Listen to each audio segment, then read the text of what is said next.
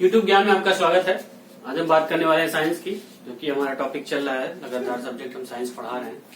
Science में जो हमारा आज का टॉपिक होगा, जो पिछला हमने पढ़ाया है उसी के आगे हम बात करेंगे। आज पिछला हमने मैकेनिक्स पढ़ाया था, आपने नहीं देखा है तो वो जाके आप वीडियोज में देख सकते हैं। प्लेलिस्ट में भी है, यहाँ तक कि इस वीडियो के डिस्क्रिप्शन में भी हमने उसका लिंक दे दिया, आप जाके देख सकते हैं।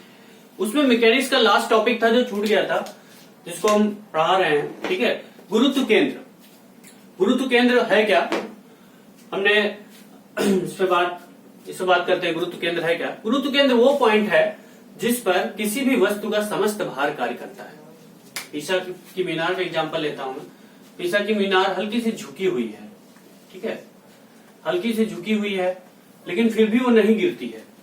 ठीक है, इसके पीछे का जो लॉजिक है वो गुरुत्व केंद्र है। इसका जो सटीक व्याख्या की जाती है गुरुत्व केंद्र की वजह से की जाती है कि इसकी वजह से वो नहीं गिरती। अब गुरुत्व केंद्र को समझने से पहले हम संतुलन को समझते हैं। कोई भी वस्तु संतुलन और अस्थायी संतुलन, स्थायी संतुलन या उदासीन कैसे कही जा सकती है? गुरुत्व केंद्र के आधार पर। संतुलन की अवस्था या स्थायी संतुलन की स्थिति वो स्थिति है जिसमें हम किसी वस्तु को उसके स्थान से हटाएं और फिर वो वस्तु अपने स्थान पर पहुंच जाए। जैसे कोन का एग्जांपल मैं लेता हूं। इस कोन को देखिए आप, कोन को अगर हम यहां से पकड़े और यहां तक खींच लें, ठीक है, यहां तक हम खींचे इस कोन को और छोड़ दें, तो ये कोन क्या होगा, फिर से अपनी वापस स्थिति में यहां पहुंच जाएगा। ठीक है, क्यों? क्योंकि इसका गुरुत्व केंद्र नीचे है, अधिक से अधिक नीचे है। ठीक है, और जो आधार से गुजरने वाली रेखा भी इसके आधार, गुरुत्व केंद्र से गुजरने वाली रेखा भी इसके आधार से गुजर रही है। ठीक है, इसके बाद हम बात करते हैं अस्थायी संतुलन। इसी कोण को हम उल्टा कर देते हैं। गुरुत्व केंद्र यहां होगा, ठीक है, गुरुत्व केंद्र यहां होगा, इसके सामने गुजरने वाली रेखा शायद नहीं गुजरेगी आधार से। ठीक है, इसका समस्त भार यहां काम करेगा। ठीक है, गुरुत्व केंद्र काफी ऊपर भी है।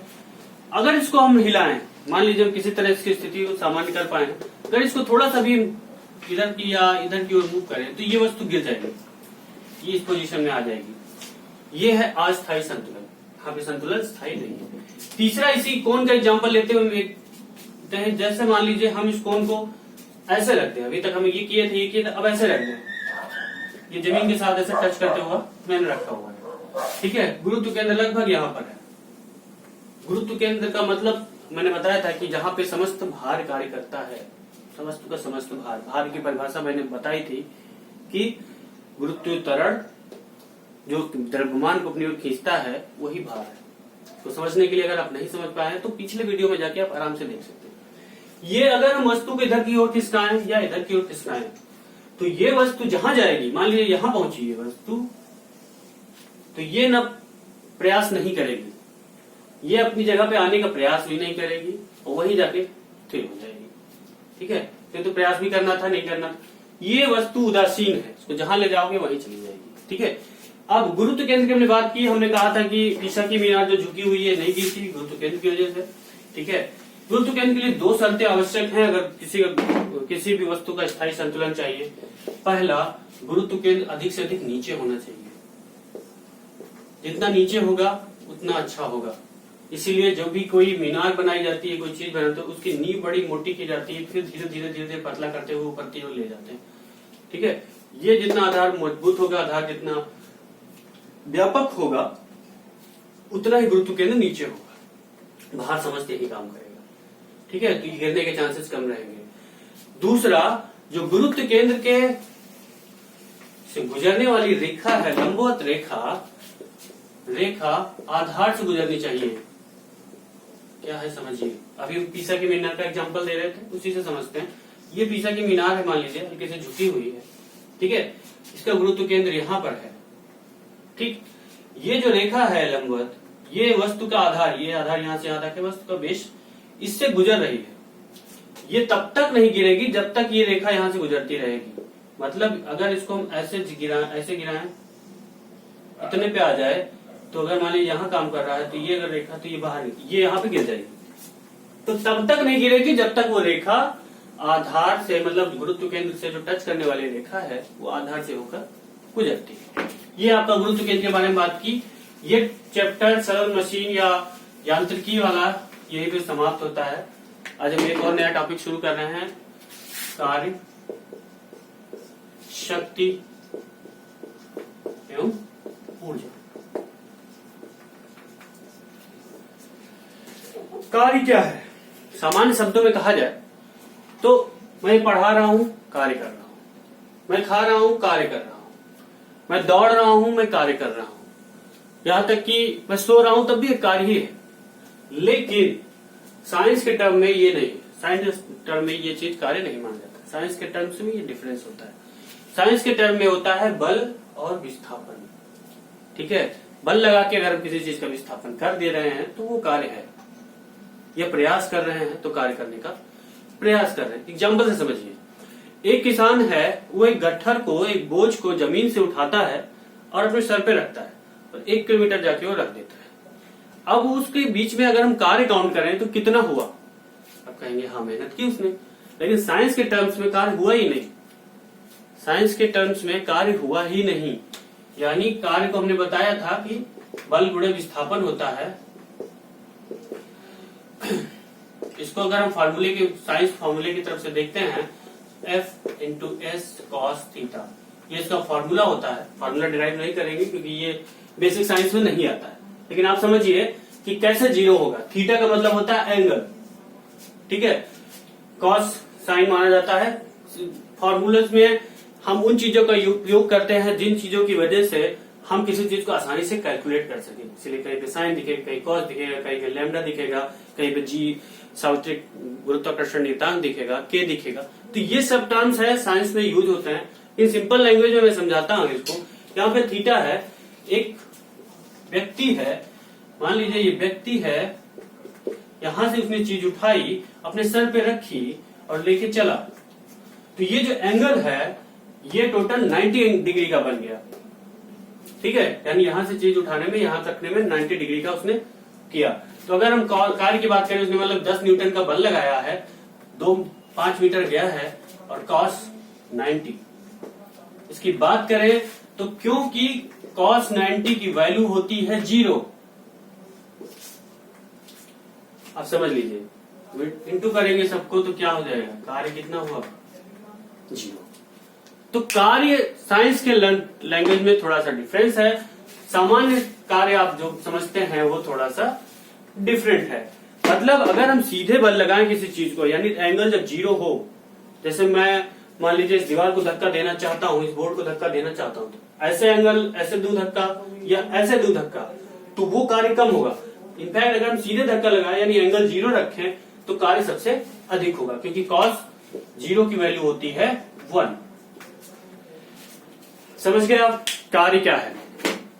ठीक है, कार्य भले ही आपका सदिश राशियों का गुणनफल है, लेकिन कार्य खुद एक अदिश राशि है।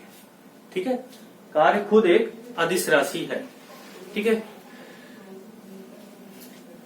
कार्य सदिश है या अदिश?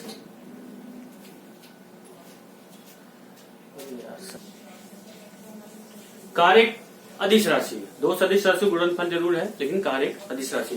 कार्य का जो मात्रक होगा, एफ एस कॉस थीटा से मैंने अभी बताया था, उससे आप निकालेंगे तो न्यूटन इंटू मीटर निकलेगा। इसको कार्य को जूल कहते हैं, जूल रूप में यूज करते हैं, मतलब मात्रक इसमें जूल यूज करते हैं। जेम्स प्रेस्कॉट जूल एक बहुत बड़े साइंटिस्ट थे, उनके नाम पर इनका कार्य का मात्रक रखा गया। ठीक है, तो ये तो हुआ कार्य। अब हम दूसरा जो टॉपिक है शक्ति, पावर क्या है, इसकी बात करते हैं। पावर क्या है? तो पावर है कार्य करने की दर, कितने समय में कोई कितना काम कर लेता है, वही है पावर। शक्ति की बात करेंगे कि कितनी इसके अंदर पावर है, कम समय में ज्यादा कार्य तो ज्यादा पावर है, ज्यादा समय में कम काम करेगा तो कम पावर है। यानी P बराबर होगा W/T, यानी कार्य बटे समय। ठीक है, इसका मात्रक भी एक साइंटिस्ट के नाम पे रखा गया है, जिनका नाम है वाट, जेम्स वाट, आपने सुना होगा। ठीक है, वाट इनका मात्रक है। और इसका एक बड़ा मात्रक है जिसको कहते हैं अश्व शक्ति। अब ये अश्व शक्ति, अगर आप हिंदी के स्टूडेंट नहीं है तो समझने दे, लेकिन आप हॉर्स पावर जरूर जानते हो, HP। ठीक है, हॉर्स पावर। हॉर्स पावर क्या है? कार्य, इसका शक्ति का ही बड़ा मात्रक है। जैसे आप कभी कोई मोटर खरीदते हैं या कोई भी इलेक्ट्रॉनिक गैजेट खरीदते हैं, ठीक है, तो उसमें एचपी देखते हैं कितना हॉर्स पावर का है ये, ठीक है, अधिक हॉर्स पावर है तो अधिक अच्छा काम करेगा, मतलब तेजी काम करेगा, ज्यादा काम करेगा, ठीक है। तो ये है इसका वैल्यू जो होता है 1 HP इक्वल टू 746 वाट, 746 वाट, ठीक है, समझ गया। वाट घंटा, वाट हमने बताया कि वाट शक्ति है, वाट घंटा की अगर बात की जाए या किलोवाट घंटा की बात की जाए तो वो आपका ऊर्जा का या कार्य का मात्रक हो जाता है। जैसे 200 वाट का बल्ब है, 100 वाट का बल्ब है, तो ये उसकी शक्ति हुई, पावर। अब 200 वाट का बल्ब 1 घंटे जलता है तो कितनी एनर्जी खर्च करता है, तो आप एनर्जी के रूप में देख सकते हैं इसे, यानी वाट घंटा या किलोवाट घंटा। कंफ्यूज मत होइएगा, इसलिए मैंने बताया कि ये दोनों कार्य एवं ऊर्जा के मात्रक हैं, जबकि वाट, किलोवाट एवं हॉर्स पावर शक्ति या पावर के मात्रक हैं। 1 वाट घंटा बराबर होता है 3600 जूल, इसका थोड़ा सा डेटा भी देते हैं, 3600 जूल, और किलोवाट घंटा 3 जीरो बढ़ा दीजिए आप तो 3.6 इंटू 10⁶ जूल, ठीक है। चलिए अगले टॉपिक की तरफ बढ़ते हैं। अगला है एनर्जी, तीसरा हमारा ऊर्जा। ऊर्जा क्या है? कार्य करने की दर मैंने बताया था कि वो शक्ति है, कार्य करने की क्षमता है वो ऊर्जा है। ऊर्जा और कार्य परस्पर सेम ही है, जिस चीज की वजह से कार्य होता है वही ऊर्जा है, ठीक है। ऊर्जा, क्योंकि कार्य भी अदिश है तो ऊर्जा भी अदिश है, कार्य का मात्रक जूल था, ऊर्जा का मात्रक भी जूल है, यानी कार्य ऊर्जा लगभग सेम है। अब ऊर्जा के प्रकार में बात करेंगे, गतिज एंड स्थितिज।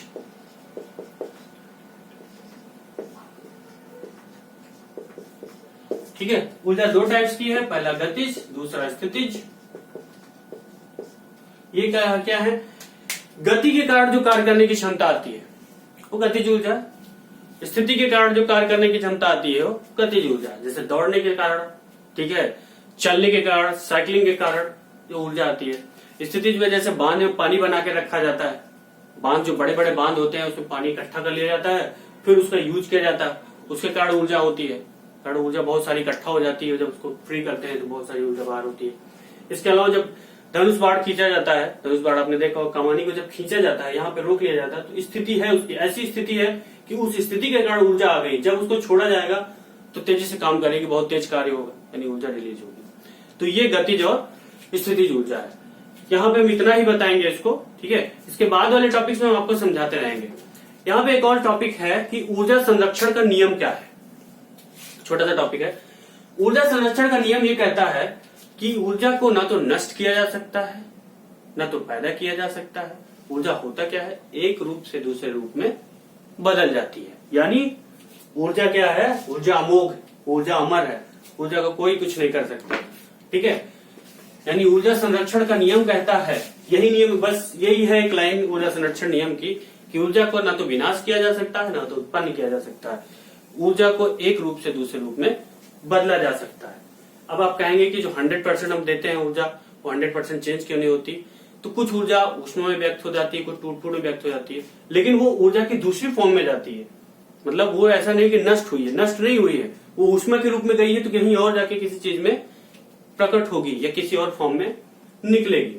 अब इसी रूपांतरण में बात करते हैं कि कुछ ऐसा छोटे छोटे गैजेट्स हैं या छोटी छोटी चीजें हैं जो एक ऊर्जा को दूसरी ऊर्जा में परिवर्तित करते हैं। जैसे सौर सेल, सौर सेल आपका प्रकाश ऊर्जा को क्या करता है?